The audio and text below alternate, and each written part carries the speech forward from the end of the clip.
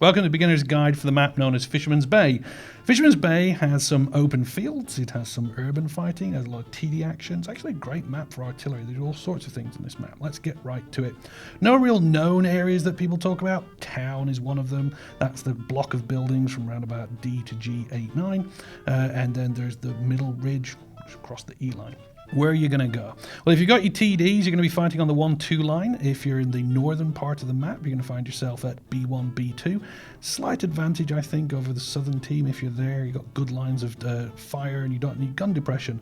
That's important because the southern version, which is H1, H2, J1, J2, gun depression slightly more necessary. So, you take your pick. You're also going to need your mediums to zip down and give you some vision so you know what you're going to shoot at. If you're going from the north, then you want your mediums to charge down the map. There's a little rock of suicide you find around about G1 and F1. If you're charging from the south, a sort of mirror around about E1, you can all go all the way up to D1, I guess. If you've not got TD support, don't do that. That would be called sewer scouting, which is bad. Over on the east side of the map, most of the battle is going to be taken care in the town. That starts at about D8, goes all the way to G0.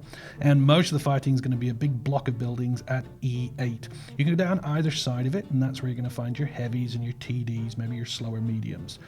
Most teams also flank them. They put them at D9. There's some buildings you can poke out of, and you also find the same ones right about F9, E0. You can poke out and give a shot. I think a little better if you're in the south than the north, but opinions differ. And then you've got this middle ridge, the E ridge. Now it's really important, this ridge. This is basically where you're going to be doing your flexing. So you see a lot of lights up there. You will see mediums. The odd heavy can do okay. Gun depression is killer. Why are they up there? Well, if they're in the south, they're basically gathering along the F line, F3 to F7. In the north, they're gathering along from E3 to E7.